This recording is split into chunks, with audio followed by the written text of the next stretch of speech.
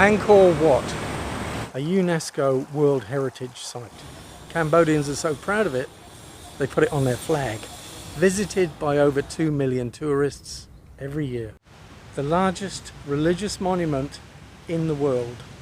I have had for some time a map with 13 pins in it denoting the places I'd like to see before I die. So far I've seen one. That was the Golden Temple in Amritsar, not this Golden Temple. This will be number 2. Angkor Wat. This better be good. Well, we're about to find out, because that was Phnom Penh and this is Siem Reap, Cambodia's second largest city, 250,000 people, and the gateway to Angkor Wat. But you cannot just barge into the temple complex Indiana Jones style. You've got to buy your ticket.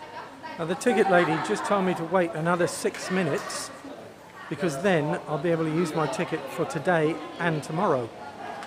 So I paid for my one-day ticket, complete with my photograph on it, which cost 37 American dollars.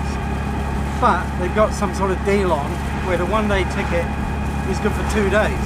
So I can use it for today, because it's after 5 o'clock, and tomorrow, and the next day. The tuk-tuk driver dropped me at the foot of this small hill here and told me walk up the mountain. So I'm dutifully doing so, along with a few other tourists, though I must say not thousands of them. So I made it to the top of the hill before the sunset, and this is the view I've encountered. So what's it like at sunset? Well, it's like this. Not the traditional Angkor Wat scene that you see on the pictures on the walls of Cambodian restaurants, but nevertheless quite impressive.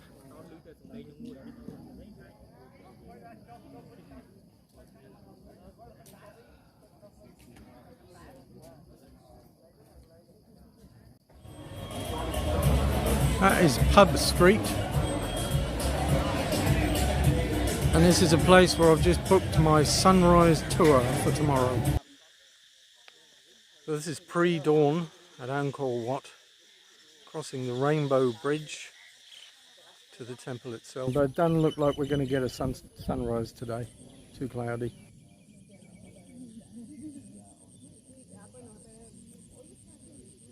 So that is Angkor Wat, and here are the throngs of tourists.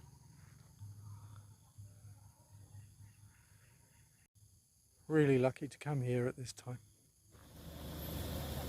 And as the tour bus rolls on to visit some of the smaller temples, let me share a few tips with you that I managed to pick up during my visit. The first one is wear good shoes. They give you a dress code that you should adhere to. What they don't talk about is what shoes you should wear. Some of these temples feel like Mount Everest, so you're going to want the right gear with you. You're not required to take your shoes off at any of the sites. Next tip, get a guide, an English speaking guide. Some of the guides speak better English than others. The guide on our tour was really good.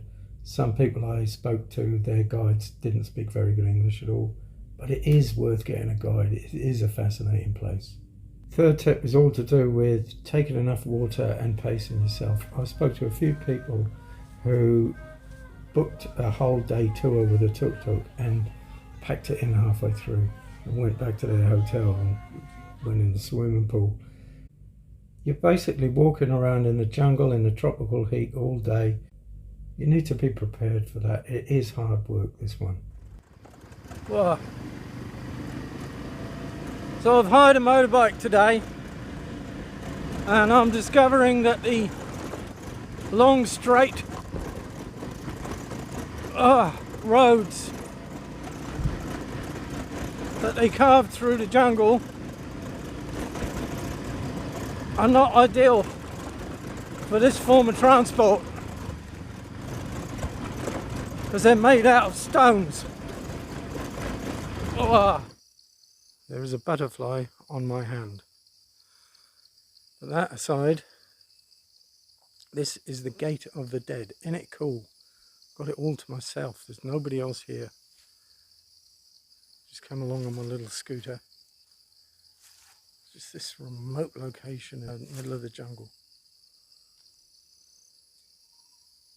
So cool. There are these old ruins everywhere. Shouldn't call them that, I suppose. That's what they are. But these ones that you discover on your own, they're the best. They're the ones I get the kick out of. They're something really eerie about them. I mean, here I am, just, there's the jungle right there. It's like Jungle Book. So, what's the verdict? Well, after 3 days of being here, the Angkor Wat area, I've realised that this isn't a place with a real wow factor. It's not like the Taj Mahal or St. Peter's in Rome. There's no one moment where you go, crikey. It kind of creeps up on you. You've got to put in the effort.